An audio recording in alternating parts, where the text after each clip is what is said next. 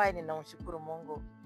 Na kila wakati huwa ninasema ninamshukuru Mungu kwa kuniamsha kila siku, kwa sababu huwa na sababu ya kuniamsha. Aniamshangi tu, huwa ananiamsha wakati mwingine ni kwa ajili ya kumtumikia. Ananiamsha ni kwa sababu yeye ananipenda. Ananiamsha ni kwa sababu mimi ni mtoto wake. Ananiamsha kwa sababu anaamini ya kwamba nitaeneza injili yake kila wakati. Je, wewe huwa unamshukuru Mungu kwa njia gani? Kwa haya yote ningependa kuwakaribisha katika chaneli yangu ambayo iko katika pale mtandao wa YouTube, inaitwa Sayuni TV 62. Tuingie pale tubarikiwe sisi wote. Pale hakuna kitu kingine ila ni neno peke yake. Maandiko inasema ya kwamba tunaishi kwa neno. Maandiko inasema ya kwamba tunaishi kwa kumtumikia Mungu, kwa sababu Mungu ako na uwezo. Siku ya leo ni siku ambaye nataka tujifunze jambo ambaye nimekuwa nikimuuliza Mungu maswali mara kwa mara. Ni kwa sababu gani watu wanamulilia Mungu? Watu kila wakati huwa wanasema naenda mbele zake Mwenyezi Mungu niweze kumulilia, lakini Mungu anakaa ni kama hatusikizi. Hatusikizi ni kwa nini? Maandiko yanasema ya kwamba katika Zaburi 22 kuanzia mstari wa 1, Daudi alimulilia Mungu sana kila wakati, na alikuwa akimuuliza Mungu kwa wapi, kwa sababu nakuita usiku na mchana, lakini wewe haupatikani. Angalia, ninakulilia mchana kutwa, ninakulilia usiku kutwa. Ewe Mwenyezi Mungu, uko wapi? Kilio chetu Mungu unakisikia wakati gani? Angalia, Daudi ulimsikia ni kwa sababu alikuwa anakulilia usiku na mchana. Alikuwa anakulilia kila mara, kila wakati alikuwa ameweka imani yake mbele zako. Mwache tuone haya maandiko vile ambaye yananena. Mungu wangu, mbona umeniacha? Angalia, wakati mwingine tunaomba lakini huwa hatuulizi Mungu maswali. Kuna misemo na kujanga mbalimbali ya kusema ya kwamba wewe ukauliza Mungu maswali, lakini Mungu aliuliza na Daudi, akamuuliza Mungu, Mungu wangu, mbona umeniacha? Wakati unaona maombi yaenende vizuri, wakati unaona uhusiano wako na Mungu hauenende vyema, lazima umuulize Mungu, uko wapi? Akarudi kusema, mbona uko mbali sana kunisaidia? Mbali na maneno ya kilio changu, ninakulilia uweze kunisaidia. Mungu, ninakulilia kwa sababu ya watoto wangu. Jehova, ninakulilia ni kwa ajili ya huduma. Jehova, ninakulilia ni kwa sababu ya maisha ya familia. Jehova, ninakulilia ni kwa sababu ya maisha ya wanayuthi. Jehova Mungu wa Israeli, uko wapi? Mbona unisikizi? Mbali na kilio changu, uko wapi? Lakini Mungu ako mahali pale akikutazama, anatazama njia zako, anatazama maneno yako katika kinywa chako unapomlilia. Katika Marko 7 maandiko yanasema ya kwamba Yesu mwenyewe akasema ya kwamba watu wao huwa wananiabudu kwa kinywa tu, lakini roho zao siko mbali nami. Wewe mwenyewe uko, roho yako iko wapi unapomlilia Mwenyezi Mungu? Wewe wakati unapatia Mungu hitaji yako, moyo wako uko wapi? Mstari wa 2, Mungu wangu, nalia mchana lakini unijibu, napika yowe usiku lakini usipati. Kila wakati unakuta mtu alisema kwa maombi miaka, unakuta mtu alisema kwa maombi kila wakati, unakuta mtu anamulilia Mungu kila dakika, lakini anakuta mambo sasa ndio yanakuwa wazi. Ni kwa nini? Ni kwa sababu imani yake ni kitu tofauti sana na vile ambaye anaponena na Mwenyezi Mungu. Angalia, tunapaa kutubu dhambi zetu, tunapaa kuosha mioyo yetu tunapomtumikia huyo Mungu. Mungu ako na uwezo, Mungu ako na nguvu. Masikio yake si mazito ati hawezi akasikia maombi yetu, wala mkono wake si mfupi ati hawezi akakuokoa mahali unalilia, lakini anaangalia ni wapi ambaye, ndugu yangu, dada yangu, unamlilia ukiwa. Mstari wa 3 akasema ya kwamba hata hivyo wewe ni mtakatifu, wewe watawala na kusifiwa na Israeli. Maandiko yanasema ya kwamba yeye ni mtakatifu hata wakati mambo yako yanaenenda mabaya, hata wakati unamulilia ukiwa kwa kitanda, ukiwa mgonjwa, Mungu bado ni mtakatifu. Mungu ako na uwezo. Angalia moyo wako uwe umeungana na Mwenyezi Mungu vyema, hakika na Mungu naye atakusikiza. Kuna mtu ataniuliza, nitaungana na Mungu namna gani? Kuungana na Mungu ni kupenda Mungu kwa moyo wako wote, na ni kuwa na imani ya kwamba kile ninachomulilia nacho Mungu ako na uwezo wa kutenda. Mungu ako na uwezo wa kujibu ombi ambaye ninaweza kumuomba. Lakini ukiwa tu unaomba, ukiwa ujielewi umesimama wapi, unasema wacha tu niombe, labda Mungu atanisikia. ukifanya hivyo, hakika kilio chako hakitafika mahali, kilio chako hakitasikika. Ni kwa sababu wewe hauna imani, wewe ambaye haumtafuti Mungu kwa njia inayofaa. Unaona watu wengine wanakuja kwako kukubariki, hata wakati uko na shida. Wewe mwenyewe kwa sababu uko na imani, unapaa kuwaambia ya kwamba Mungu aliyeniumba akaniweka hapa chini ya jua hako na uwezo wa kuniondolea matatizo yaliyo mbele yangu. Mimi nimeshamulilia Jehova, nimeshampatia shida zangu, na hakika Mungu ataweza kunibariki. Lakini mtu mwingine unaenda unabarikiwa kwa njia ile ambaye istahili. Angalia mtumishi wake alikuwa anaitwa Ayubu. Maandiko yanasema ya kwamba imani yake na kilio chake kwa Mwenyezi Mungu kilisikika. Hata ingawa marafiki wake watatu walienda kutaka kushusha moyo wake, lakini alisimama na akasema alitoka kwa Mungu akiwa peke yake, akiwa uchi, na atarudi kwake vile vile. Kwa hivyo anaamini ya kwamba Mungu ako na uwezo wa kutenda. Mstari wa 4. Wasee wetu walimtegemea, walikutegemea nawe ukawaokoa. Angalia, Daudi alienda mbele za Mungu akamkumbusha ya kwamba wasee wetu walikutegemea wewe Mungu, na hakika wakati walipokutegemea wewe mwenyewe waliwaokoa. Kwa hivyo na mimi siku ya leo ninakutegemea, na ninaamini ya kwamba utaniokoa na mitego yote ambayo shetani ameniwekea. Utaniokoa katika mitego yote nimewekewa na familia. Jehova, mitego yote ambaye nimewekewa na marafiki, mitego yote nimewekewa na kila mtu yuko karibu nami.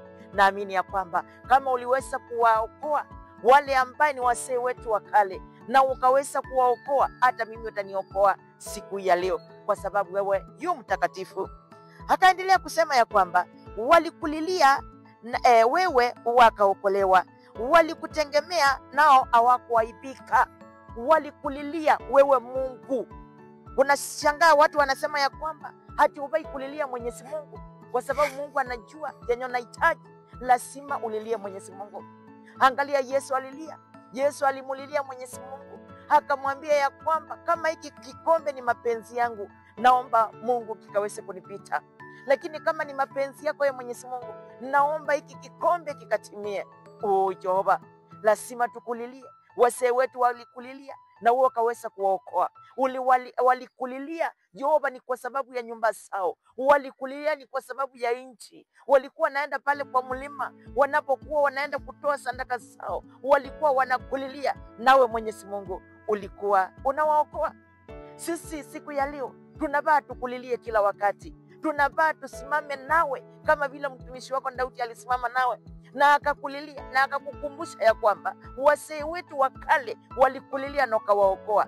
Hata sisi siku ya leo tunasoma ya kwamba ulitoa wana wa Israeli katika nchi ya Misri, mahali walikuwa wanakulilia, na ulisikia kilio chao na ukaweza kuwaleta katika nchi ya ahadi. Hata ingawa walikaa pale jangwani, Mungu wa mbinguni bado uliwalinda. Wakati mwingine shetani anatuweka katika jangwa, tunaanza kuona ni kama hakuna Mungu. Mungu, ninakulilia kama vile uishivyo, ukakumbuke wale ambao wako katika jangwa. Kuna wengine wako jangwa ya magonjwa, kuna wengine wako katika jangwa ya mapulukano, hata kwa nyumba zao.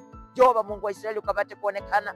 Jehova, kila mmoja akakumbuka ya kwamba kilio chao unakisikia. Kila mtu akajua ya kwamba kilio chao kiko pamoja nawe na unakisikiza, kwa sababu Isaia 59 maandiko yanasema ya kwamba angalia, mkono wangu sio mfupi ati siwezi nikakuokoa mahali unanililia.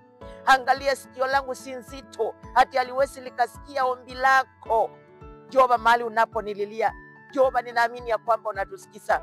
Ukatusikize kwa wema, ukatusikize kila wakati, ukatusikize kwa sababu uko na uwezo. Jehova Mungu wa Israeli, angalia Mungu wa Israeli, kumekuja na maroho ambaye yanashusha mioyo watu wako. Watu wengine wamepondeka katika mioyo yao, hata wana huo uwezo wa kukulilia na kuomba. Mungu wa mbinguni, ukawaonee huruma, kwa sababu uko na uwezo. Unasema ya kwamba katika kitabu cha Naumi 1, wewe sio mwepesi wa hasira. Jehova Mungu wa Israeli, ukakumbuke kila mmoja anayekulilia, ukakumbuke hata ule ambaye anakulilia bila imani. Jehova, kwa sababu watu wengine walifunjika imani zao, kwa sababu wewe ni Mungu. Wewe dada yangu, ndugu yangu, wewe unamulilia kila wakati, ama unasema ya kwamba umelia ukachoka, uwezi ukalia ukachoka. Maandiko yanasema ya kwamba Daudi alimulilia Mungu mpaka Mungu akafika.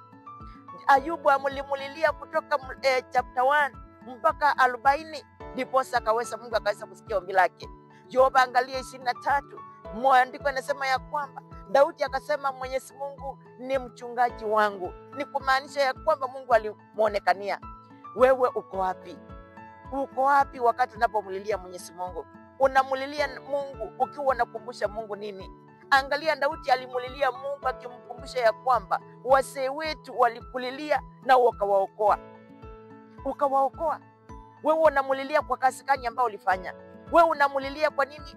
Kwa kitu gani ambayo ulifanya kikaweza kumkusa Mwenyezi Mungu?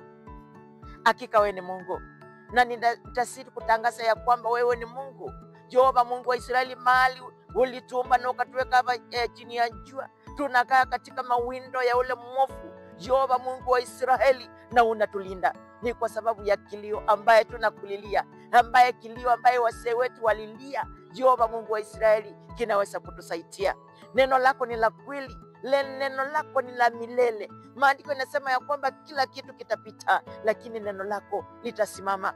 55 ambaye ni Isaia mstari wa 11, maandiko yanasema neno langu alitanirudia bure. Kwa hivyo hata ile ombi wewe unaomba, kaa ukijua ya kwamba Mwenyezi Mungu analisikia, litaweza kumrudia bure. Kilio ambao unalilia Mwenyezi Mungu ni kwa sababu ya mambo ambayo yanaendi vile ambayo katika mipango yako ulikuwa unaitarajia. Kaa ukijua ya kwamba siku ya leo hakika Mungu wa mbinguni anaenda kukuangalia. Angalia nyuma ndugu yangu, angalia nyuma dada yangu, uone vile ambaye Mungu amekutetea, uone vile Mungu ambaye amekulinda, uone vile Mungu ambaye anasikianga hiyo kilio chako bila wewe kujua, kwa sababu ule mwovu amekufunga macho usione wema wake. Angalia tu kitu ambaye Mungu alikutendea. Alikutendea kwa neema. Mungu ako na uwezo, hakuwa kutupatia neema ndani ya mioyo yetu. Jehova Mungu wa mbinguni, kwa nini tukae ni kama hatujielewi? Ni kwa nini tukae ni kama hatukuoni? Ni kwa nini tukae ni kama hatusikii sauti yako katika masikio yetu? Kwa sababu wewe ni wa neema. Ninaamini ya kwamba siku ya leo ule ambaye anakulilia unaenda kumwangalia. Maandiko yanasema ya kwamba katika Isaya Zaburi 147 mstari wa 3, atakuja kutuponya majeraha yale ambayo tuliyapata katika mioyo yetu. Ulilia, Mungu akusikia. Kupata jeraha ndani ya moyo wako, kwa sababu unaweza kuona wengine wanabarikiwa na wewe ni mahali pale pale ambayo umesimama. Mungu anaenda kukutoa mahali umesimama. Mungu anaenda kuwa pamoja nawe mahali umesimama. Mungu anaenda kusikia kilio chako mahali unapomlilia, kwa sababu alililiwa na wazee wetu na hakika akawaokoa. Naye Mwenyezi Mungu si wa upakuzi, ako na uwezo wa kukomboa na kukuokoa mahali unapomlilia. Ukisoma katika kitabu cha Yeremia 15:20 na 21, maandiko yanasema ya kwamba katikati ya watu hawa nitakufanya kama ukuta wa shaba, watapikana nawe lakini hawatakuweza. Jehova, ninaamini ya kwamba kuna mtu anakulilia akiwa katikati ya mateso, akiwa katikati ya maadui, lakini Mungu wa Israeli unakaa ni kama usikii hicho kilio, na kuomba jioni ya leo ukaweze kusikia kilio cha wanao, ukaweze kutusamehe dhambi zetu. Jehova Mungu wa mbinguni, kwa sababu uko na uwezo, jina lako litukuke na jina lako likainuliwe. Jehova, hakuna awezaye kama wewe. Maandiko yanasema ya kwamba hata Waisraeli ni shahidi ya kwamba hakuna Mungu mwingine kama yeye, kwa sababu matendo yote aliwatendea.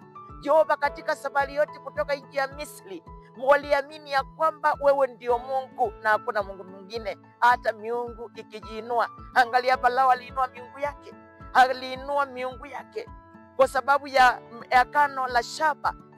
Ile agano ilikuwa na mtumishi wake Musa. Lakini haya yote Mungu wa Israeli, kwa sababu ya kilio kile ambao ulisikia kwa wana wa Israeli, uliwaokoa. Mungu wa mbinguni akatutendee. Mungu wa mbinguni akatuokoe. Mungu wa mbinguni akanene nasi. Mungu wa mbinguni akatupatie moyo ambao unaomtumainia, akatupatie moyo ambaye tunayepojua Mungu ako pamoja nasi. Mungu wa mbinguni, wewe ni mtakatifu. Mungu wa mbinguni unatenda, na Mungu wa mbinguni unainua. Naamini ya kwamba kupitia ujumbe unaenda kuinua moyo wa mtu. Huu ujumbe unaenda kubariki nyumba ya mtu. Huu ujumbe unaenda kuinua huduma ya mtu. Ajue ya kwamba hata akimulilia Mwenyezi Mungu, Mungu si kisiwi, huwa anatusikia. Na jina lake litukuke, na jina lake likaweze kuinuliwa, na Mungu atutie nguvu, ni kwa ajili ya kazi yake. Na hakika Mungu wa mbinguni ako pamoja nasi. Amen and amen.